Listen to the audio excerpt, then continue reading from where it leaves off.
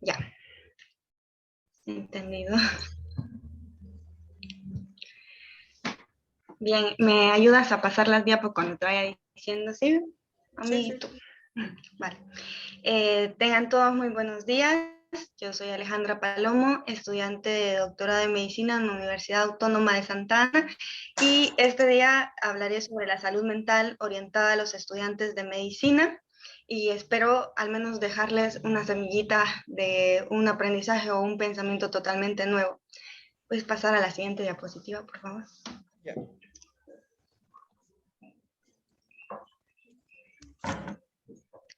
Bien, para comenzar, quiero leerles esta famosa frase del médico Herófilo, del 382 al 322, que dice: cuando la salud está ausente, la sabiduría no puede revelarse, el arte no se manifiesta, la fuerza no lucha, el bienestar es inútil y la inteligencia no tiene aplicación. Con esto quiero decir que la educación es un arte que necesita integrar el conocimiento científico del cerebro y de la mente, así como aspectos sociales y éticos. El médico del mañana es el resultado de la actitud formadora del estudiante de hoy. Los sistemas educativos que se basan solo en castigo y recompensa deben de cambiar e integrar una educación que vele para formar más humanitariamente y con un sentido amplio de autoconciencia intra e interpersonal. Nuestra tarea debe de estar más allá de adoctrinarnos, realizar la desensibilización del personal de salud. Debe enfocarse en dar nuevas plataformas que aumenten la inteligencia emocional y la empatía cognitiva. ¿Puedes pasar a la siguiente diapositiva, por favor? Bien, en los contenidos que abordaremos en esta pequeña conferencia está qué es la salud mental, una definición dada por la Organización Mundial de la Salud, los principales factores para identificar qué es el maltrato, los principales problemas de salud mental que se presentan entre los estudiantes de medicina, la perpetuación de los ciclos de violencia dados por los mismos estudiantes de medicina, incluso los docentes, y la sensibilización y búsqueda de un nuevo modelo educativo. Pasa a la siguiente diapositiva. Por favor, gracias.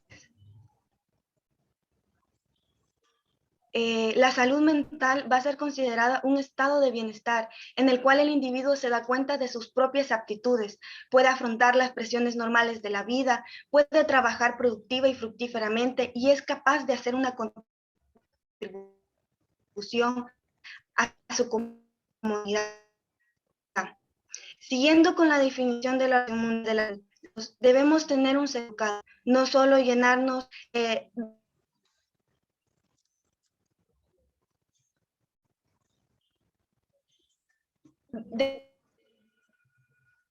información pasiva, como si fuéramos recipientes que están acá presentes. Porque ¿de qué sirve sabernos el nombre de cada esta para inteligencias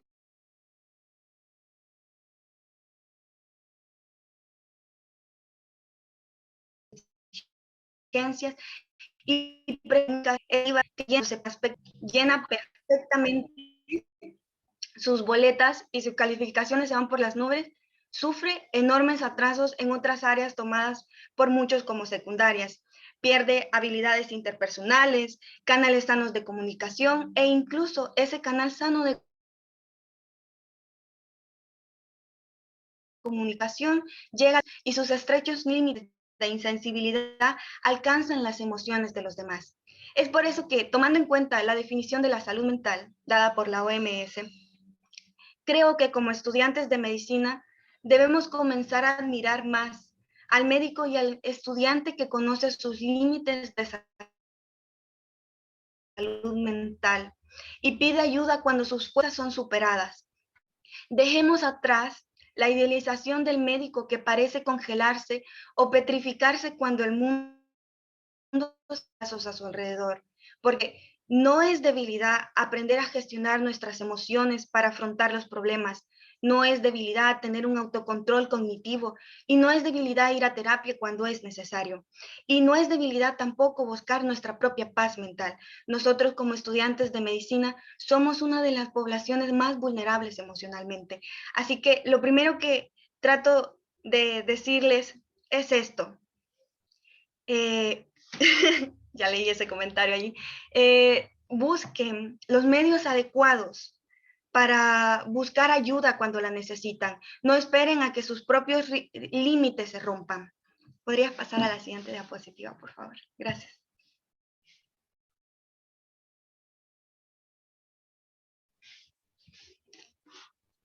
Bien, ¿qué es el maltrato entonces?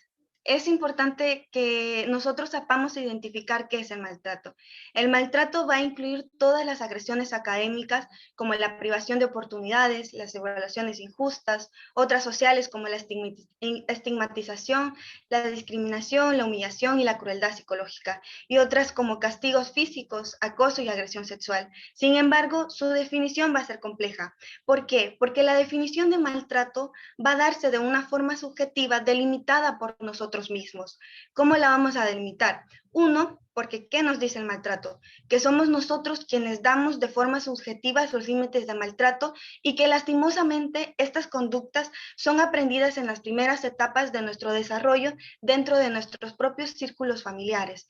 Y dos, es aprender a asumir la violencia como natural y necesaria en el proceso de formación, porque ¿cuántos de nosotros como estudiantes de medicina no somos menospreciados por nuestros propios compañeros? Un ejemplo al azar. Cuando el docente empieza con forma más amable y flexible con nosotros, nuestros compañeros comienzan a discriminarlos, o al menos los que están en años más avanzados, creyendo que nuestro valor y nuestros méritos como estudiantes van a ser más a medida que nosotros soportemos más la agresión, tanto psicológica o como física o como pueda presentarse, y todos hemos tenido en cuenta aquella famosa frase: cuando yo estaba allí era más difícil, y es por eso que valemos más a medida que recibimos más este maltrato y lo tomamos de forma connatural. Es triste que nosotros como estudiantes de medicina y muchas veces como víctimas empecemos a normalizar estos índices altos de violencia y hasta que se repitan con lares como si fuera una victoria sobre nuestros demás compañeros. Siguiente diapositiva, por favor. Entonces, ¿cuáles son los tipos de maltrato más comunes y los desórdenes mentales que se van a presentar entre nosotros estudiantes de medicina con más frecuencia? Se encuentra el maltrato psicológico, el maltrato físico, el maltrato académico, en un grado más pequeño el maltrato sexual, pero sí llega a presentarse. Los estudiantes de medicina estamos expuestos constantemente a estas grandes presiones que nos llevan a generar o padecer más bien un trastorno mental a causa de las propias exigencias de la carrera. Entre los trastornos más resaltantes tenemos la ansiedad, la depresión, el síndrome del estudiante quemado, y en casos más extremos, según diversos estudios, se ha llegado a tomar en cuenta que algunos estudiantes pueden presentar síntomas de estrés postrauma. Los estudiantes de medicina presentan valores más altos que en la población normal de este tipo de trastornos mentales. Entonces, ¿qué es un trastorno mental en sí? Se va a definir como el desgaste del funcionamiento psicológico normal, que se va a desviar de los parámetros comunes de la sociedad, generando una pérdida tanto del bienestar psicosocial como del laboral o el académico. La presencia de los trastornos mentales entre los estudiantes de medicina se va a presentar en las diversas etapas del desarrollo académico. Por darles un ejemplo, muchos de nosotros cuando ingresamos en el pregrado médico, empezamos a tener una mayor autonomía, a asumir nuevos retos académicos, a tener nuevas relaciones de pareja, así como la formación de nuestra propia identidad. Y para lograr claramente todas las expectativas académicas que tenemos sobre nosotros mismos y que terceros tienen también, empezamos a presionarlos. Y aunado a esto, estamos inmersos en factores negativos dentro de la misma facultad, como el alejamiento de nuestra propia familia, la pérdida de sistemas de corregulación interpersonal sano, la dependencia y dificultades económicas y el dilema incierto sobre nuestro futuro y la necesidad de una aceptación tanto moderna y competitiva. Es por eso que la violencia debe dejar de naturalizarse dentro de la carrera y se evidencia cuando el grado y nivel y cantidad de maltrato se ponen como un indicador de la calidad de educación. El sistema sigue siendo el mismo. Estamos hablando de un sistema médico que no forma, sino que deforma totalmente humanitariamente a los estudiantes de medicina. Los médicos docentes están pensando que un estudiante que no resiste este tipo de maltratos o que reclama no tiene las condiciones necesarias para ser médico. Eso justamente habla de lo que he mencionado, de una deformación en la formación. Entre las principales secuelas derivadas de los problemas del maltrato y de los cuadros clínicos que pueden presentarse como la ansiedad, la depresión, tenemos algunos que muestran abuso de sustancias y en casos más preocupantes, el suicidio. Sin embargo, hay actitudes que se soslayan menos, pero que siguen siendo presentes entre los futuros médicos. Principalmente debe mencionarse que la calidad global lograda en su profesionalismo incorpora inconscientemente el maltrato en los futuros médicos con actitudes abusivas,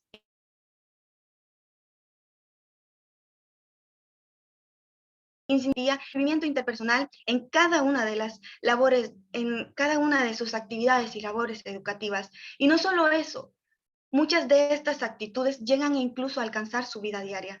La violencia y el maltrato son problemas de salud pública que afectan a las personas de todas las edades y requieren ser identificadas para su intervención y prevención de las consecuencias. Los estudiantes universitarios no escapamos completamente de este problema y somos la comunidad de estudiantes médicos, la comunidad más vulnerable emocionalmente ante estos problemas. Siguiente diapositiva, por favor.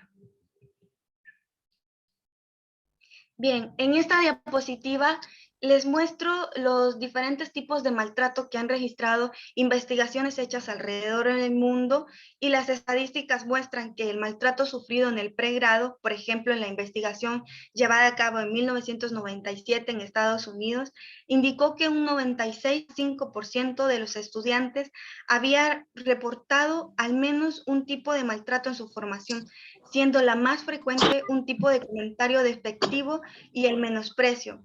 Posteriormente, un cuestionario aplicado que incorporó más preguntas directas hacia los estudiantes de medicina mostraba que entre un 12 y 20% de los estudiantes había reportado haber sufrido algún tipo de violencia psicológica mientras ingresaba por primera vez a la Facultad de Medicina, mientras que en estudios llevados en otros países, en otros continentes, perdón, como en Europa, un 63,3% reportó haber experimentado maltrato. Y uno de los datos más curiosos que pude encontrar entre estas investigaciones fue que en universidades como las de Finlandia, que tienen uno de los índices educativos mejor evaluados a nivel mundial, también habían reportado maltrato psicológico entre los primeros años de educación.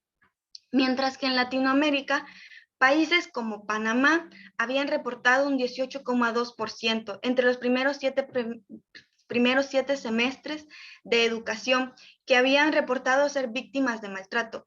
Es curioso mostrar que en Latinoamérica los estudios muestran usualmente índices un poco bajos de violencia y es porque se ha llegado a reportar que muchos de estos estudiantes tienen miedo de hablar o tienen miedo de quejarse porque esto va a tener una repercusión directamente entre sus calificaciones e incluso pueden llegar a ser expulsados si se encuentran en áreas prácticas. Siguiente diapositiva, por favor. Bueno, como mencioné, en la anterior diapositiva se mostraba el maltrato en el pregrado médico, que en su mayor índice denotaba un maltrato psicológico, mientras que en el internado estos índices se disparan en no un solo tipo de maltrato. Como todos nosotros sabemos, como estudiantes de medicina, la práctica clínica va a ser una de las partes más esenciales de nuestra formación profesional. Por ello, debemos pasar la mal llamada etapa de fuego, o dicho de forma más coloquial, el internado. El internado médico resulta obligatorio porque integra nuestros conocimientos teóricos adquiridos y los pone totalmente en práctica para que nosotros vayamos adquiriendo experiencias.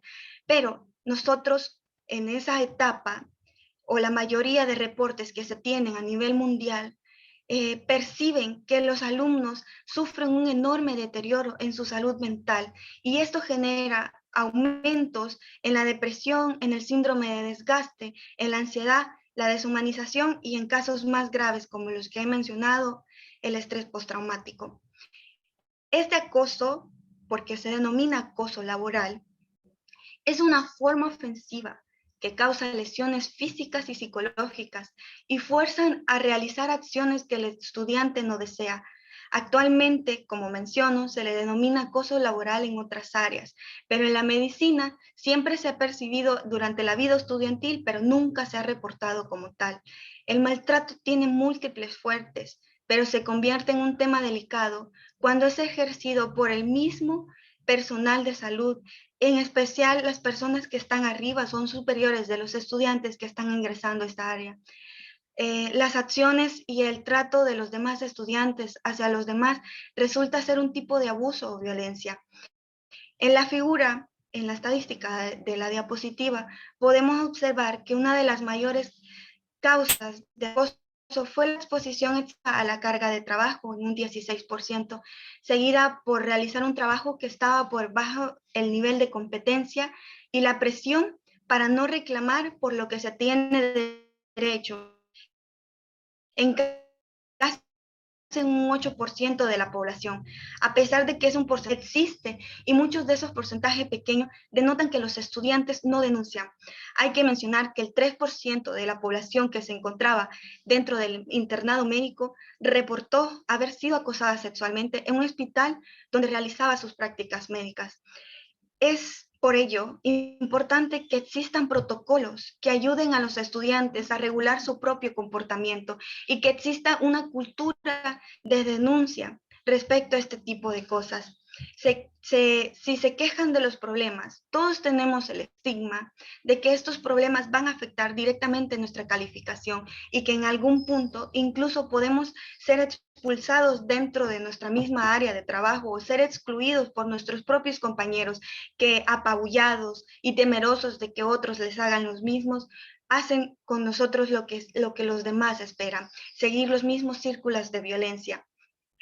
1 de cada 6 internos, según estudios, es expuesto a un exceso de trabajo y 4 de cada 10 resultan muy supervisados en su trabajo, lo que resulta justificado debido a que las competencias del interno deben ser un alto, pero eso no significa que supervisión sobrepase un límite normal de trabajo. Una revisión de diferentes revistas de Latinoamérica ha mostrado estándares elevados en cuanto a lo que se exige al interno, por lo que los alumnos sienten mucha presión al momento de realizar su propio internado. Esto debe de servir como base para que en adelante se apoye más a los internos y comience a establecerse un protocolo conductual, no solo quedarnos en modelos educativos de recompensa y castigo dentro de nuestras prácticas también, sino insertar nuevos modelos que avalen y eduquen más en formas emocionales a los estudiantes. Siguiente diapositiva, por favor. En esta diapositiva, que mencionaré brevemente, se muestra la noticia del suicidio de un estudiante de medicina que sucedió este año, el 20 de mayo del 2021. La siguiente diapositiva, por favor. Y en esta otra también se muestra una pareja de médicos que se suicidó en Guayaquil, Ecuador, por una fuerte depresión. Ahora, yo les hago directamente la pregunta, ¿por qué creen que sucede esto? ¿Por qué llegan a estos extremos? O sea, sabemos que hay un gaje personal detrás de cada uno de nosotros, hay un gaje mental, pero orilla a las personas a llegar a este nivel de desequilibrio mental, a llegar a tomar este tipo de decisiones tan extremistas, en especialmente por qué estas noticias son tan frecuentes entre el personal y los estudiantes de medicina. Esa es una de las preguntas más comunes que deberíamos de hacernos entre nosotros e incluso deberían de haber sistemas informativos dentro de nuestras propias universidades que hablen sobre estos temas de forma más concienzuda y abierta. Siguiente diapositiva, por favor. Bien, continuando con el tema, es importante que hablemos de la perpetuación de los ciclos de violencia, porque si bien muchas veces nosotros podemos tomarnos como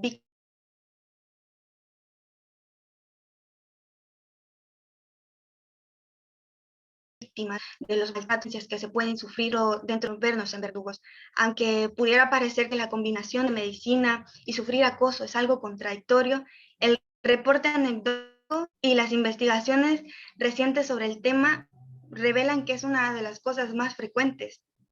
Uno de los ejemplos más comunes y al cual hemos venido dando hilo desde que se mencionan las estadísticas de las prácticas que hacen los estudiantes de medicina, se encontró que recibieron más acoso laboral y maltrato por sus mismos compañeros, por las personas que se supone que deben de guiarlos y enseñarles dentro de la práctica médica, son los mismos que ejercen los ciclos de violencia, son los mismos que repiten los patrones, porque con la idea errada de si yo sufrí, el otro tiene que sufrir, porque si no, no vale lo suficiente para estar aquí. Cuando lo único que estamos haciendo es que el aprendizaje se vuelva netamente doloroso. Nuestra cerebro, por ejemplo, almacena toda esta información de forma reflexiva y la memoria llega a inflamarse. Cuando eso sucede, nuestros recuerdos empiezan a tener muchos errores e incluso empezamos a asociar con traumas nuestros recuerdos sobre el aprendizaje. Ya no aprendemos con la idea fantasiosa que hemos entrado a la carrera, sino que simplemente aprendemos porque tenemos una enorme presión sobre nosotros, además de todos los recuerdos violentos que se van generando a medida que avanzamos dentro de la misma carrera. Hay que mencionar que no en estudios, esto es uno de los datos más curiosos, que quienes reciben maltratos en las primeras etapas de su formación como estudiantes hasta llegar a residente son los que más giran el círculo vicioso de la violencia dentro de las facultades de medicina. En los últimos meses, este tema de la salud mental entre los estudiantes de medicina, la violencia que se sufre dentro de las facultades, ha sido un tema top. Porque por el origen de la pandemia, ¿cuántos de nosotros no sabemos o hemos estado un poco cerca de las personas que han dado servicio humanitario y profesional dentro de los hospitales mientras la pandemia ha estado y estas personas han llegado a un punto de lo más humano posible de poder dar su propio servicio, aún sabiendo que su propia salud mental puede verse perjudicada porque ver muerte a diario, estar de luto por paciente existe y no es normal normalizar, valga la redundancia, estos grados de violencia entre el personal médico. Es necesario que se tomen medidas, que se hable de forma profesional y profunda sobre este tema. Siguiente diapositiva, por favor. Bien, para romper un poco sobre de los círculos de violencia y el maltrato, creo que los estudiantes tenemos que tener en cuenta la sensibilización y búsqueda de un nuevo modelo educativo para los estudiantes de medicina. Sé que esto suena muy idealizador, pero dentro de cada una de las facultades, supongo que hay consejos de estudiantes que te permiten hacer proyectos, llevar actividades y un buen enfoque sería buscar modelos educativos dentro de las mismas facultades que ayuden y orienten al mismo personal y a los estudiantes a tomar conciencia de su propia salud mental. Los estudiantes de medicina, esto como consejo un poco más personal. Debemos aprender a unir nuestros síntomas físicos con nuestras emociones y analizarlos desde los ambientes que provocan estos estados. Las señales de alerta y miedo activan constantemente nuestro hipotálamo y es importante comenzar a reconocer que aunque sean incómodos, estos síntomas no son nuestros enemigos porque nos están alertando que nuestro ambiente está dando condiciones totalmente dañinas para nosotros. Nuestro cerebro siempre busca los mecanismos necesarios para protegerse de las amenazas. La adrenalina y el cortisol, la lucha y la huida, no son los culpables de nuestros colapsos académicos, y esto hay que tenerlo muy en cuenta. Pero su presencia en instantes de alerta nos impiden razonar, y como sabemos, el hipocampo está fuertemente relacionado con los recuerdos y es altamente sensible al cortisol, afectando directa para el niño. Por ejemplo, nuestro hipocampo, nuestra amígdala, nuestros niveles altos de adrenalina y cortisol se disparan mientras tenemos una prueba académica. Pero nosotros, ¿qué hemos hecho? Nosotros que conocemos que existen síntomas médicos causados por la presión que ejercen esos exámenes, nosotros que sabemos a profundidad los cambios físicos que pueden causarnos y que nos alteran, ¿qué hemos hecho realmente para corregularnos, para ayudarnos a nosotros mismos con nuestra propia salud mental? Siempre estamos esperando pasivamente que nuestro cerebro asimile todo este conocimiento, que nuestro cerebro se enfrente a eso, pero realmente no tenemos una educación emocional que nos ayude a confrontar este tipo de problemas. Si nos preocupamos constantemente y no aprendemos a tomarnos el tiempo de los problemas neuroeducativos y biológicos que traemos desde nuestros sistemas educativos de formación en áreas básicas y nuestra nula formación emocional que nos oriente a enfrentarnos a la sobrecarga, realmente nunca vamos a poder enfrentarnos de forma saludables a esto, y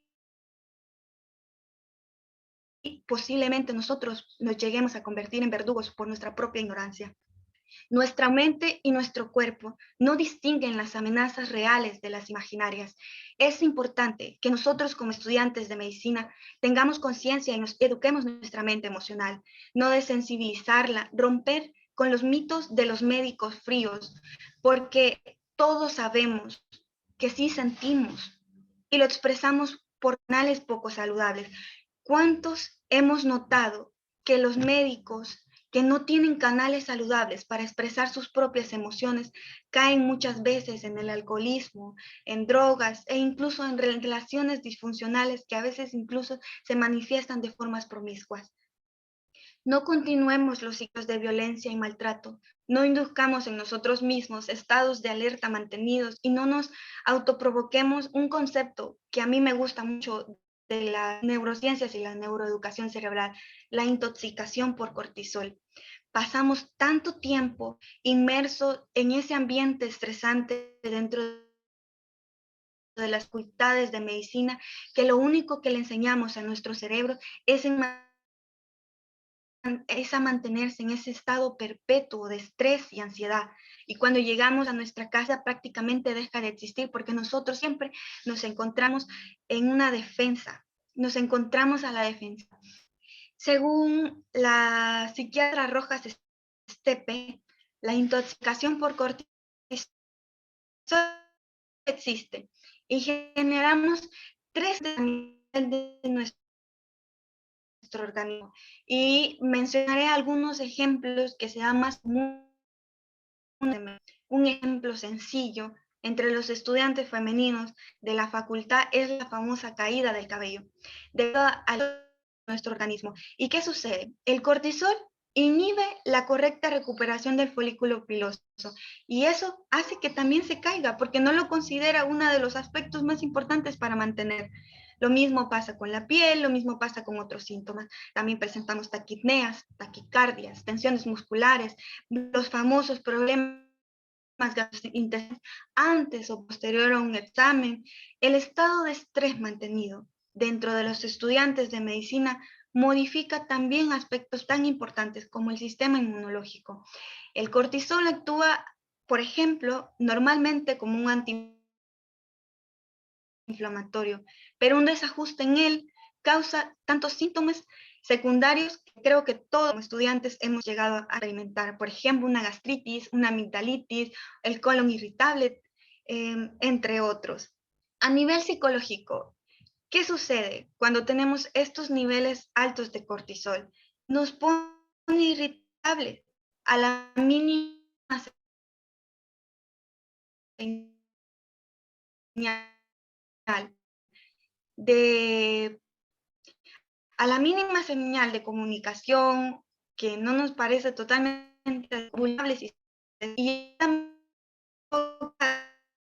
poco comunes entre los estudiantes, la falta de sueño, los estudiantes de medicina y de nuestra falta de conciencia sobre nosotros, nuestros propios síntomas y cómo afrontarlos.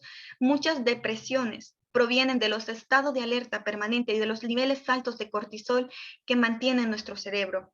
Muchos estudios han demostrado que nuestro cerebro, posterior a una alta lucha mantenida por nuestra mente en nuestro trabajo o por alguna prueba, tiende a apagarse y entristecerse luego de esa actividad.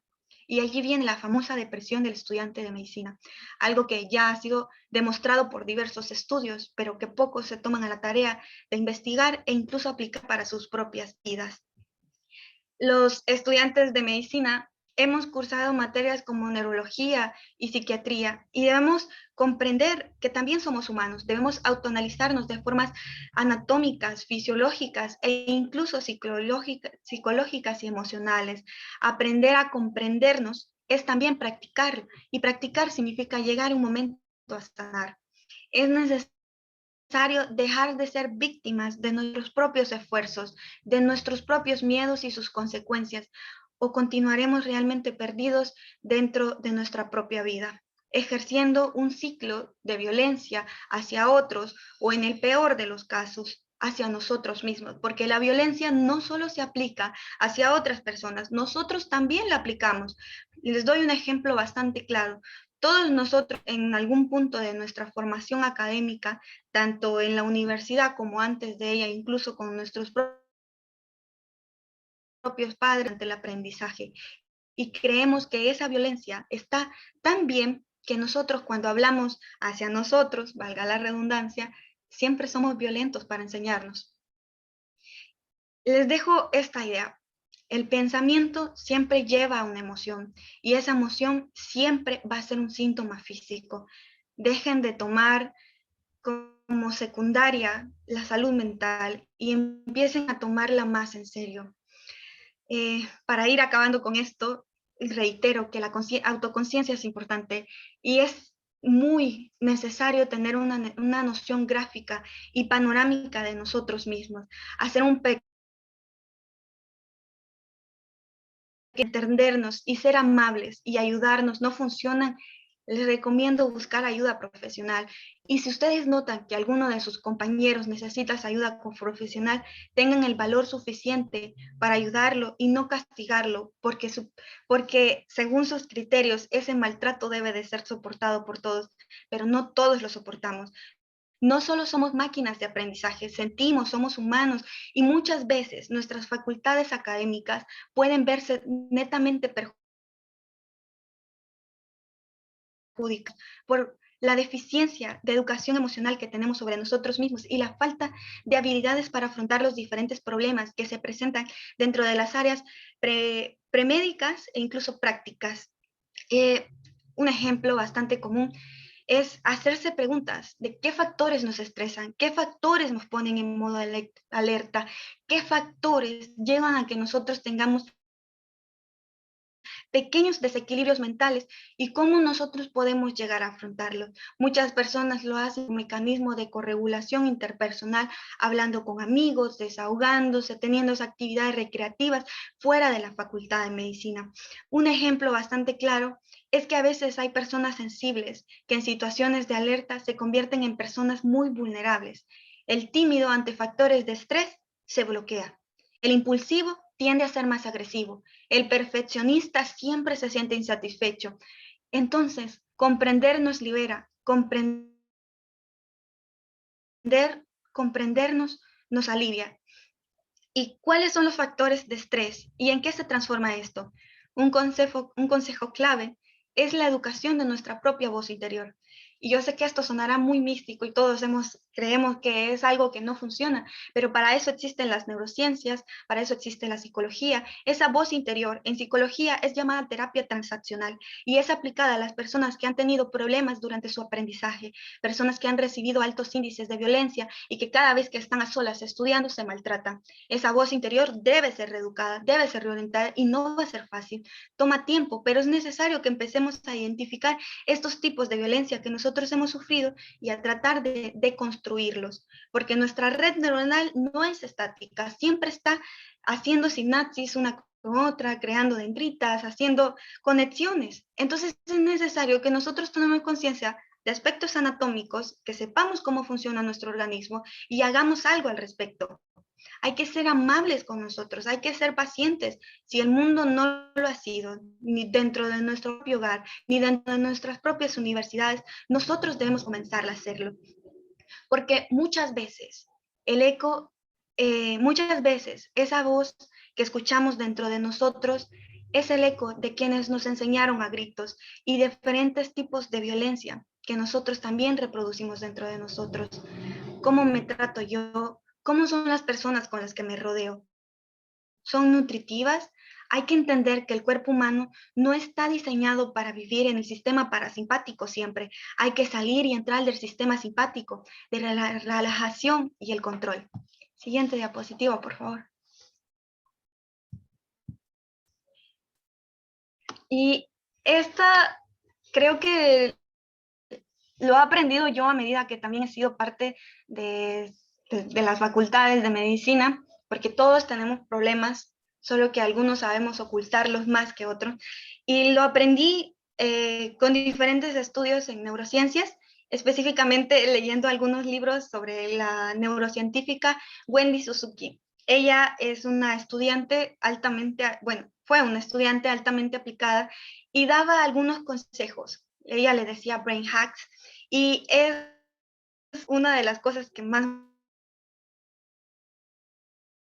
la neurociencia y que yo incluso llego a aplicar entre mis días como estudiante, y es cómo aprender a secuestrar tu propia amígdala.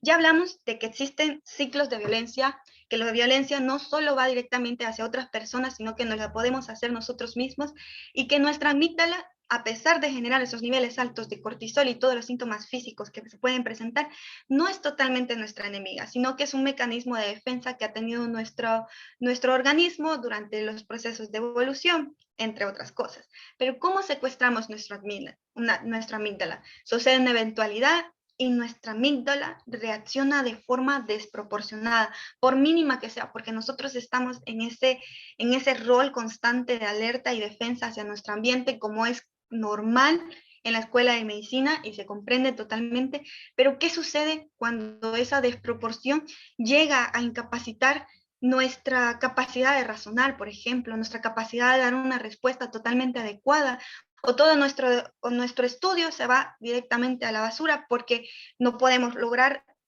canalizar nuestras ideas de forma adecuada? ¿Cómo lo hacemos? Primero, tenemos que aprender a regular la atención y a fortalecer nuestra conexión prefrontal, ya que esta va a aumentar nuestra regulación emocional y disminuimos el trabajo extra hacia nuestra amígdala. Pero ¿qué ejercicios existen? Existen ejercicios que ustedes mismos pueden llegar a hacer, como las prácticas del mindfulness. Es una de las prácticas más comunes y de la psicología humanitaria que se hace hoy en día. Muchas personas lo llegan a practicar. Hay estudios que han demostrado que practicar meditación ciertas horas del día, al menos por 15 minutos durante 8 semanas, llega a modificar estructuralmente el área prefrontal de nuestro cerebro, y necesitamos que esa área haga nuevas conexiones y se fortalezca para secuestrar a nuestra amígdala, que aunque se altere no es nuestra enemiga, pero algunas veces sí se comporta como tal. Hay que regular nuestra emoción para regular nuestra autoperspectiva, porque un aumento de la red frontolímbica regulará más nuestro yo, y eso ayudará a que nuestra corteza cingulada mejore la información y el aprendizaje emocional. ¿Ven cómo se va ligando una práctica que parece tan secundaria a algo tan importante dentro de nuestro medio? O sea, tenemos toda esta información, nosotros como médicos, comprendemos nuestra neuroanatomía, comprendemos que tenemos problemas, pero realmente, ¿qué hacemos para enfrentarlo? Prácticamente nada. Debemos buscar gestiones emocionales para afrontar nuestros problemas. Debemos tener mayor control cognitivo, buscar técnicas de retraso de la gratificación si somos impulsivos. Algo que es de común entre los estudiantes de medicina es comer desproporcionadamente en altas horas de la noche. Al cerebro le encanta el azúcar, pero ¿por qué lo gratificamos tanto cuando estamos en un proceso que nosotros debemos comprender que es arduo, cansado y duro? Debemos aprender a educarnos y limitarnos. Hay que buscar calmar nuestro ajetreo mental con actividades recreativas, sanas y alejadas de nuestro propio ambiente de estudio y trabajo. O simplemente hay que hacer pequeños actos como brain hacks, como le decía la neurocientífica Wendy Suzuki. Hay que practicar alguna actividad secundaria como baile, tener amistades sanas, hacer pequeñas acciones altruistas, tener dietas saludables, superar pequeños retos cognitivos que no tengan nada que ver con la facultad de medicina. Y si todos estos consejos pequeños, si toda esta autoayuda que una persona estudiante dentro de la facultad se puede dar no llega a funcionar, es necesario y recomendable buscar ayuda profesional o buscar un amigo que te acompañe a hacer un cambio netamente en tu salud emocional y psicológica. Entonces, con esto he concluido. Espero al menos que mi mensaje sobre la educación, la neuroeducación emocional llegue a alguno de ustedes y espero que haya sido de su agrado la conferencia. Gracias.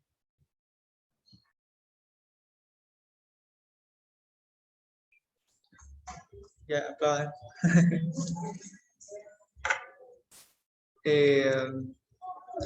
Hola, ¿sí me ven?